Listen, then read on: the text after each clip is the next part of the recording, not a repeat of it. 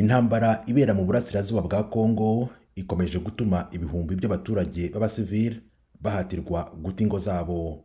Ishami ry'umuryango w'abibumbye ONU ryavuze ko mu cyumweru gishize abantu babarirwa mu bihumbi 100 bahunze imirwano ishyamiranyije M23 na leta ya Kongo. ONU ishinja u Rwanda gutera inkunga umutwe wa M23. U Rwanda ariko ku rundi ruhande rurabihakana.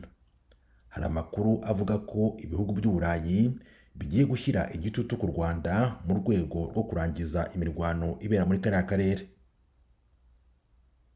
Kugeza ubu byibuze abantu babarirwa mu bihumbi 600 nibo bamaze guhunga muri amezi make ashize, aho bacumbikiwe mu nkambi iri hafi ya Goma. Kuza hano i Goma niyo mahitamo yonyine yari ahari kubera ko M23 ari igenzura utundi duce twose. Ubuzima bwa hano burakomeye, dukeneye ubufasha. Abarwanyi ba M23 bumvikanisha impamvu barwana ko ari yo kurengera uburenganzira bw'abaturage bo mu bwoko bw'abatutsi bo mu burasirazuba bwa Kongo. Iki kibazo kandi nicyo cyabaye nyirabayazana hagati y'amoko y'abatutsi n'abahutu mu Rwanda muri 1994 ibyarangiye habaye jenoside. Mu mpera z'umwaka ushize, itsinda ry'impuguke za ONU zasohoye raporo yerekana ibimenyetso by'uko u Rwanda rufasha M23 ndetse rwohereza ingabo muri Kongo. Gusa ibi bigora benshi kubyemera kuko u Rwanda narwo rwumvikanye kenshi ruhakana ibyo rushinjwa, rukumvikanisha ahubwo ko Kongo ari ikwiye gufata iya mbere mu kwikemurira ibibazo. Mu cyumweru gishize ONU yohereje intumwa muri Kongo kubera iki kibazo. Ni nyuma y'uko Kongo, ubumwe bw'Uburayi na ONU ubwayo byakomeje kumvikana bigereka iki cyaha ku Rwanda cyo gushyigikira umutwe wa M23. Nous sommes tous à l'écoute dans l'espoir que les instructions claires. Twese turi kumva, twizeye ko amabwiriza n'ubutumwa bisobanutse bizoherereza u Rwanda na M23 bizatuma ku itariki ya 31 nabwo bitinze akarere kacu kazabohorwa. Ubwo u Rwanda ruhakana ibyo rushinjwa byo gufasha M23, rwumvikana ahubwo rushinja Kongo ko ifasha umutwe w'inyeshyamba z'abahutu wa FDLR. Kongo ku rundi ruhande ikumvikanisha ko u Rwanda rushaka kugenzura akarere gakungahaye ku mabuye y'agaciro.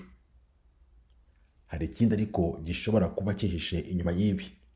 Mu mwaka wa 2021 Kongo yasinyanye na Uganda amasezerano y'ibijyanye n'ubucuruzi, aho abasesenguzi bavuga ko bitashimishije Perezida w'u Rwanda Paul Kagame. Kagame ntabwo yabikunze. Yumvise ashyizwe ku ruhande, yumvise arenganyijwe, yumvaga ari we muntu ukomeye mu karere k'ibiyaga bigari, kandi ntabwo yumvaga ko ibyo bihugu byombi bishobora kubana neza kuri urwo rwego, kandi akumva ko ubukungu bw'u Rwanda bw'ahazaza buzasubira inyuma.